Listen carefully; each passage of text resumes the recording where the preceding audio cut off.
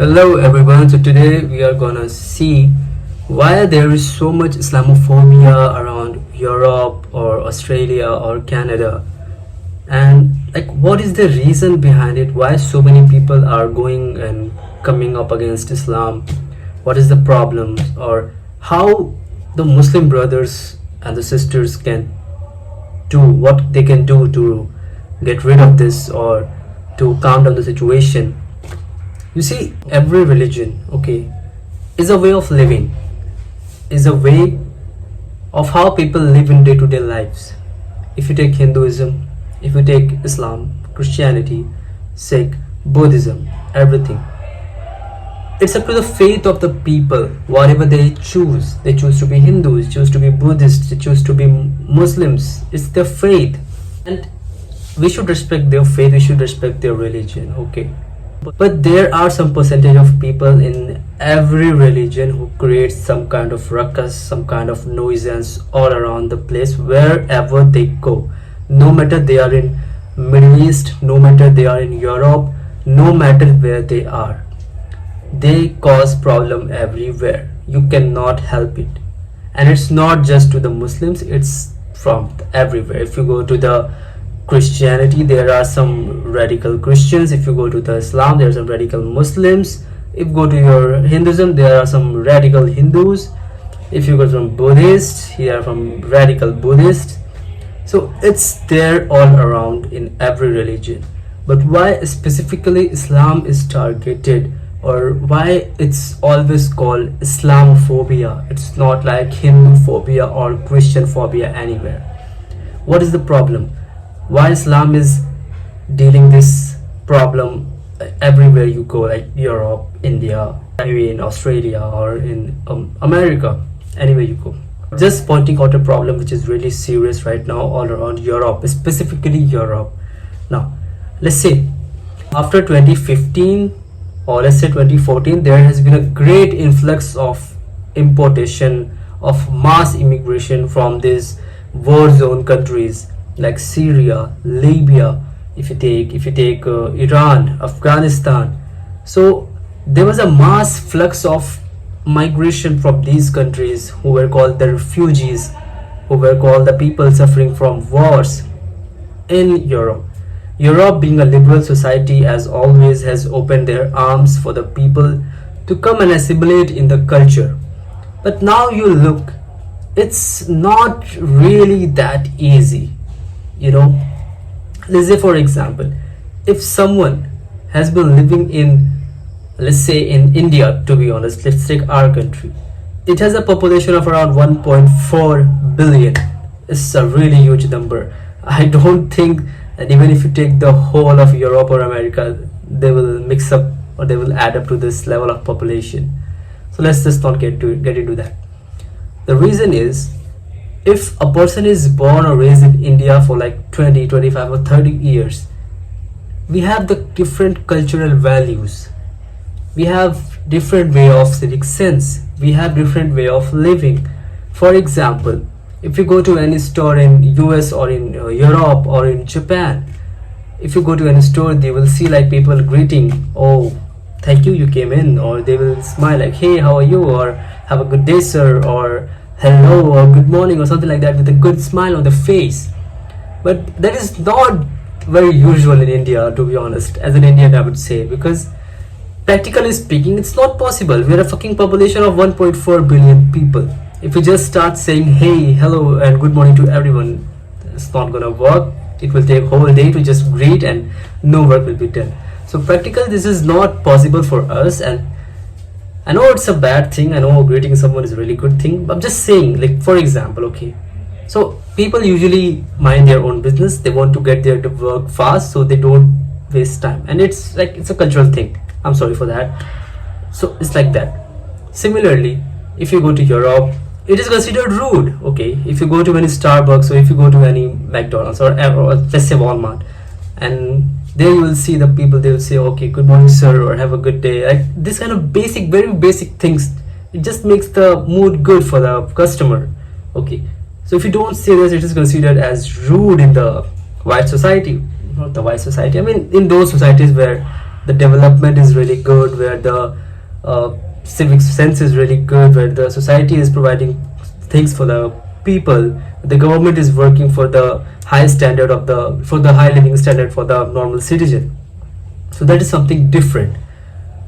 So when you import people from war zone countries where people are living for their survival into a society where people are living just to live to the fullest, just to consume good things, just to live, look, wear, eat good things like the best thing possible, versus the people you are importing from those countries where they are suffering for their daily life, they're suffering for their daily needs.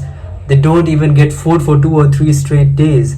They don't get to wear good clothes. Sometimes they don't get to even drink water. So they lack basic amenities.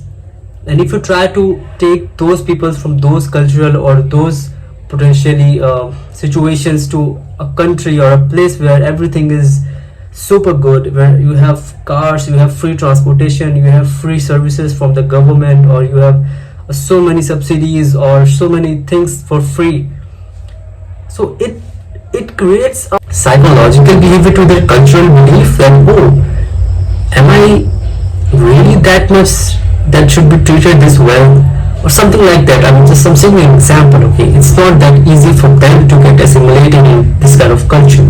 Now, if you take from 2015 to 2024, it's been 9, let's just say 10 years. Okay, so it started with Europe opening its boundaries for everyone to get into the country. Of course, the first reason was the economy was really booming all over the Europe. If you take Germany, if you take UK, the economy was really booming. They were doing good in every way. The second one was the population. The population was declining really fast.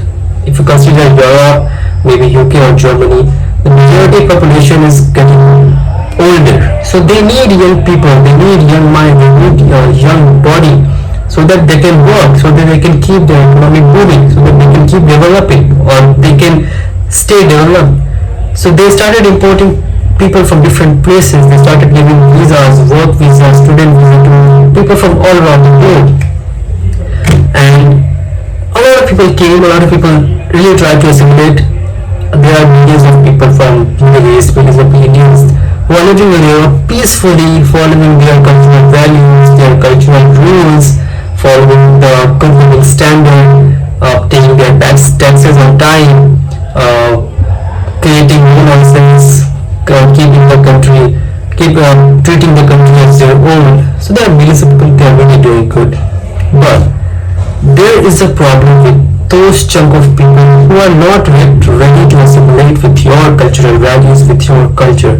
It's very hard for them. Like, it's not hard, it's just like they're not taught that way. They have not faced a situation like this in their lives. It's just situational thing for them. So what they do, they think, okay, if I'm not able to assimilate in their culture, so let's follow my own culture which I was following in my old country. And these people are called the radicals. Of course, not all of them are trying to kill you, or not all of them are trying to rob you. It's just like that they are following someone.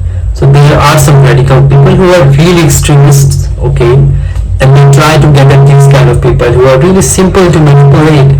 They manipulate them to get into their rallies or whatever they do, the protests, and by saying that this country, people from this country are not supporting this or not supporting that, they are causing this and they are causing that, and they cannot help. These people which come from really poor background, or from very situational thing where war has happened, they don't food to it, they can't even talk European languages like Swedish or German or like this. They're just fighting for their survival. So they think, okay, he looks something from my background and he's doing really good. Maybe what he's saying is true and let's follow him. And these kind of people create ruckus all around the Europe or all around the globe. They fell into this trap because of some influential people, and they try to disturb the balance of everything. So how can we solve this problem? The thing is that the European government, like the EU, European United Nations, okay, they should think about it when they are importing. They should think really, really carefully. If they are taking the whole bullshit of the country or making the best people of the country. Let's say from India, there are different kinds of people, different varieties of people. Okay, it is up to you who you want to take. If you want to take the best engineers, best doctors, best scientists, go for it. Do it. This is the best way. This is the best thing you can do for your own country and for the Indians who are looking for a blend in their lifestyle. But if you're specifically targeting, if you're not looking at their visa, if you're not looking at their qualification, what they did, what was their work experience, what was their past, then it's just you creating problem for yourself. Because as Indian or as someone from any other country, we also want to get rid of those people who have a criminal record, who are not doing good, who have been charged for drugs or any kind of thing. We also don't want them. So why are you taking those people? And I'm taking specifically about Canada. Like Canada has like in lakhs, in hundreds of thousands of people who have charges in India, who have criminal offense charges in India, and they are well settled in Canada or in US or in UK. So it's up to you. It's up to the European government. It's up to the people of Europe. You guys have to think how you can force your government to have a really strong immigration rules or something like that. Okay. We also want Europe to be Europe. As an Indian, why it is called India? Because we have Indian values. We have Indian culture. We have the culture saved in India. Same thing. If I go to Europe and I see there, oh, people are doing this, people are doing that. Where is the European culture? I want to see the European culture. I want to see the Europe. I'm not saying because people can do whatever they want, but it should not be for very often. If I go to Paris and I'm seeing every day people are doing this or people are doing that, I will say okay, this country is really good and they are open for the other people from immigrants. But I see that every day it will be a problem for me. I came to see the French. I came to see the French culture. I came to see the French wine. I came to taste the French wine. I want to talk about French perfumes. I want to talk about French in general, French cuisine. But what I'm seeing is kebabs or this or that every day. It's not French culture, you know. So it's the people of Europe. You guys have to think. You guys have to force the government. You guys have to work really hard for that. It's not that easy. And I'm really glad that people from my country, people from India have been really good citizens wherever they have gone. If you take US, we have the best number of engineers or scientists there who are working. Out of like almost around 4 million Indians are there in US, and I got a data that like 1 million of them are either engineers or doctors or scientists. So we are a good contributing society. Same in Europe, you will find the best doctors or best engineers are Indians. So there are the people from different countries as well. But you have the government or the immigration office or the immigration center have to decide whom they are taking. Are they taking the best or the worst? So that's it for today, and I'll be back soon. Please subscribe and hit the like button and stay tuned for more.